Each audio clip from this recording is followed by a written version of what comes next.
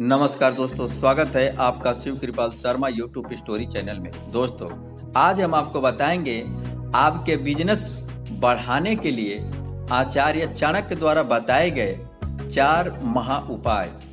चाणक्य नीति में आचार्य चाणक्य जीवन के तमाम समस्याओं के संशय का निदान किया है, चाहे वो राजनीति के क्षेत्र में हो या बिजनेस के क्षेत्र में। किसी भी अन्य प्रकार के समस्याओं का निदान किया है।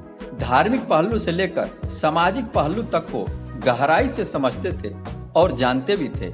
इसलिए ही उनको फॉलो करने वाले लोग किसी भी काम को करने से पहले उस विषय पर आचार्य चाणक्य का विचार जानना चाहते हैं। तो आइए जानते हैं आचार्य चाणक्य का विचार बिजनेस के मामले में।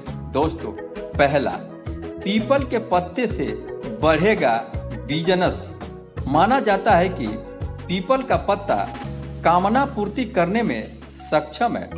एक पीपल के पत्ते पर लाल रंग से यह लिखे कि आपका व्यापार में फायदा हो रहा है। इस पत्ते को बांधकर साफ बहते जल या नदी में प्रवाहित कर दें। ऐसा करने से बहुत ज्यादा बिजनेस में तरक्की होती है। यह उपाय बहुत ही प्रभावशाली है। नंबर 2, कुष्ठ रोगियों की सहायता करें। आचार्य चाणक्य के अनुसार कुष्ठ रोगियों को अपना कार्य करने में सक्षम नहीं होते हैं, उन्हें बहुत ही परेशानी होती है।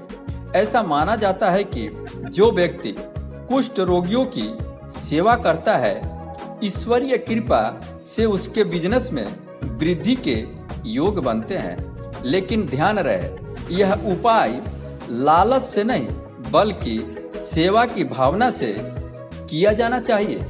नंबर 3, पक्षियों को दाना डालने से होता है फायदा। आचार्य चाणक्य कहते हैं, बेजुबान पक्षियों को दाना डालने से व्यापार में तरक्की होती है। साथ ही यह भी माना जाता है कि पक्षियों को 7 प्रकार के अनाज डालने से व्यवसाय में और जल्दी बढ़ोतरी होती है। कहते हैं कि जो व्यक्ति नियमित तौर पर पक्षियों के लिए दाना डालता है, उसका व्यापार फलने फूलने लगता है। व्यापार में वृद्धि के लिए बहुत अच्छा उपाय है, यह खाली नहीं जाता है। नंबर 4, बंदरों को गुड़ चना खिलाना चाहिए।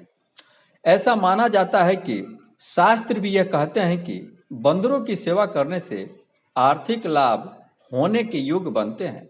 बताया जाता है कि जो व्यक्ति बंदरों की सेवा करता है, इसके बाद वह व्यक्ति व्यवसाय दिन प्रतिदिन तरक्की करने लगता है।